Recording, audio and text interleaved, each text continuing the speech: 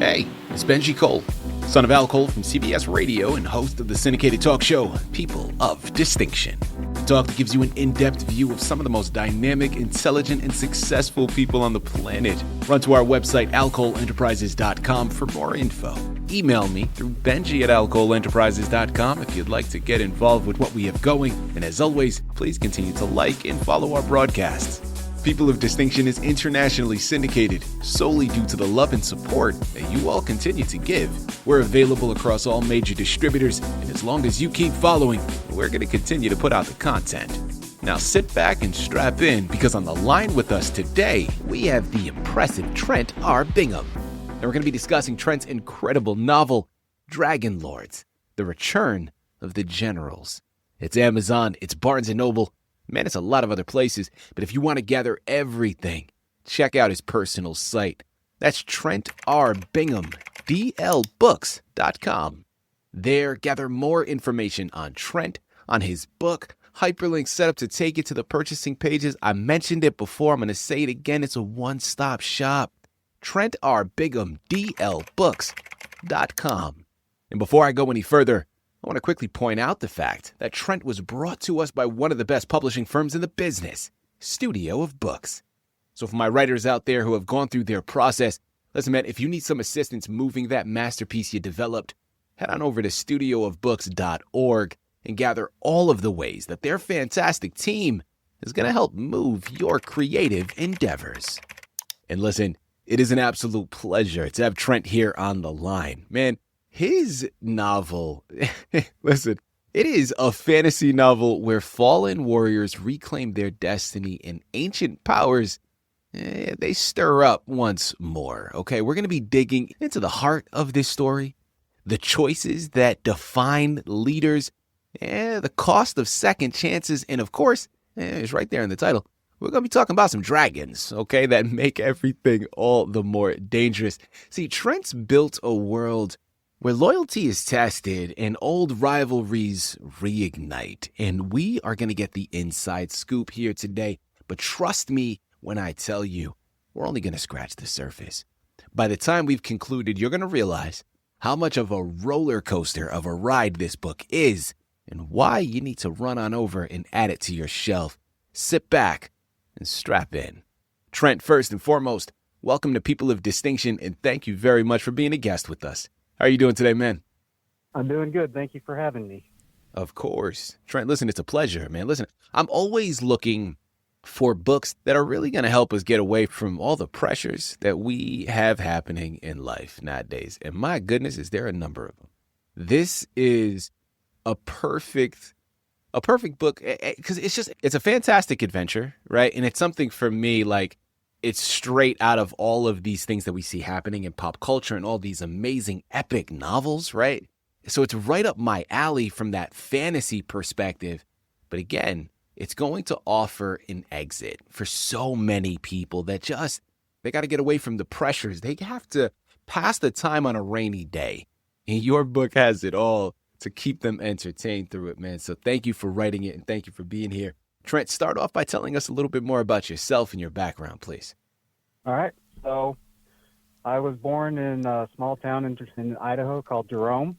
I'm the only boy of 6 sisters, and I am currently married to my second wife. My first wife, I had 2 daughters, and my current wife, I have 2 daughters and 1 boy. So same situation I grew up in, but just trying to live the dream. Yeah. Listen, man, as a father myself, our children become the dream that a lot of times we didn't even fully envision. It is definitely a roller coaster. Some days are better than others. Okay. But Trent, first and foremost, man, congratulations on what sounds like a beautifully large family that you surrounded yourself with. Nothing but continued success, man. Let's dive in. Dragon Lords, The Return of the Generals. Tell us more about it. It's a story that I personally didn't come up with myself. I can't give myself the full credit, but it's a story that involves 2 best friends that kind of have a jealousy, a little bit of jealousy between one of them.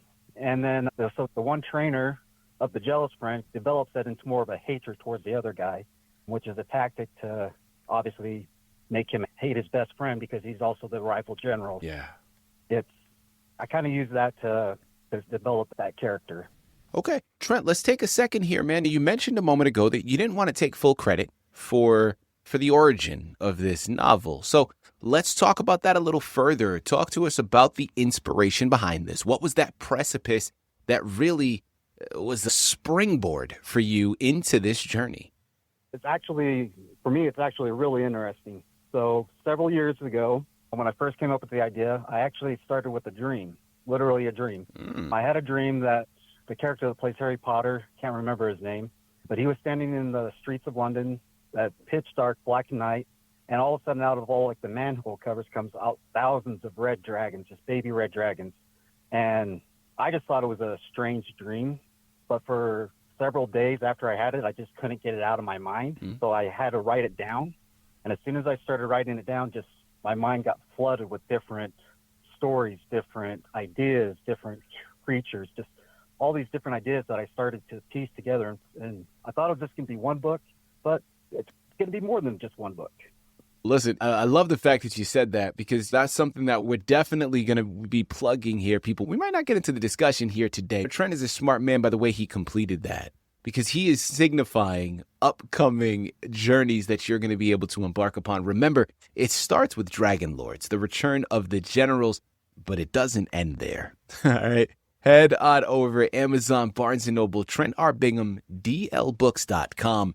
Purchase this copy today, but check back in frequently because, as he stated, this is going to be developed into a series. So there are a number of books still on the horizon that you're going to want to get your hands on. This is solely the beginning.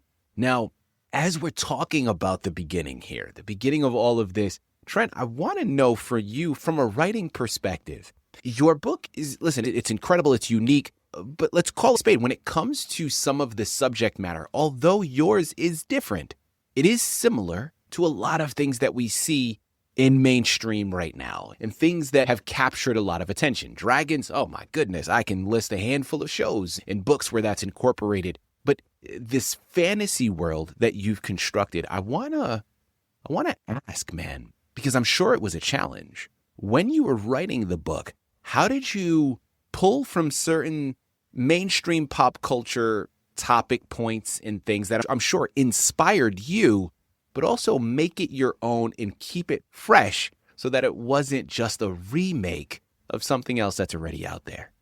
Yeah, that's a really good point. I do have to admit that I did get some ideas from watching different movies, like Avatar, one of my favorite movies. I got some inspiration from that movie. Yeah. A handful of different movies, but I wanted it, like you said, I wanted it to make it my own.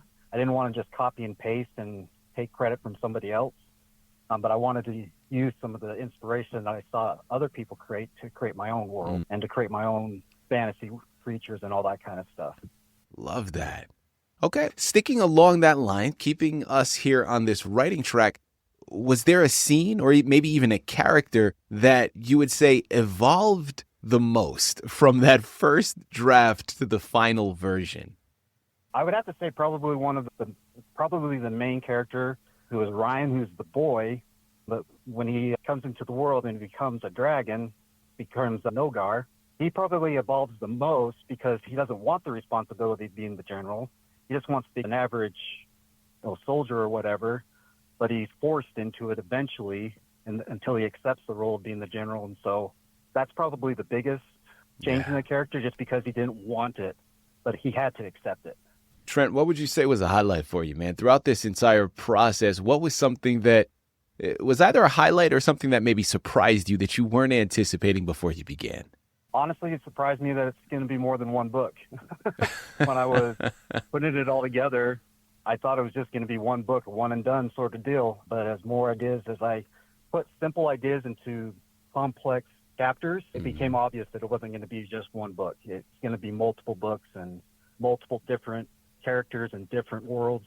It's actually pretty amazing. Yeah. Listen, I believe it, man. There's something to be said about the inspiration. And once it takes hold of you, that passion, the momentum that you've built, you're just a freight train that can't be stopped. And it starts spilling out of you at a certain point, and you maybe didn't even realize you had it in you to write that much. But it's interesting how that happens, and it's definitely something that's relatable from an artistic standpoint. My last question here, man, as we close out, curiosity. If you had the opportunity here, Trent, to construct a door and you're able to walk into the world that you've created, is there a particular section of the book that you personally would love to experience firsthand? I haven't written it yet, but there is a jungle section that I would love to visit. It's not in the first book. It's going to be quite a ways down, but yeah, there's a jungle section that I think is pretty cool. Okay. Listen, I'm intrigued here, Trent. Talk to us a little bit more, without giving spoilers away, of course. But what is it about this particular jungle? Okay, so part of it is, even though it's on land, part of it is so encompassed with water that actually you're literally walking through water, even though you're on dry land. And in order for fish or amphibians to breathe, they have to get these little bubble pods in order to breathe underwater, or they have to go high enough where the air is. Love that. All right, people, listen, man. We've captured it, okay? Just enough about the book to just give you a taste. The onus is on you now. There's no beating around the bush, man. I'm going to say it again. It's Amazon. It's Barnes & Noble. Most importantly, it's Trent R. Bingham, dlbooks.com. Head on over there. Purchase your copies of Dragon Lords, The Return of the Generals today, but make sure to check back in frequently because there's a lot more on the horizon. Trust me when I tell you, man, this is one you're not going to be able to put down. Pick it up, grab it, devour it. And listen, also in the comment section, let us know which general or dragon stole your heart. I'm curious to see, man, because it's such a wide variety of characters here. I want to know which one people are leaning towards, because that's going to be a fun discussion. It starts today. Head on over there and pick up your copies. Trent, this has been a true pleasure, man. An absolute delight. Thank you once again for being a guest on People of Distinction. Thank you for having me again.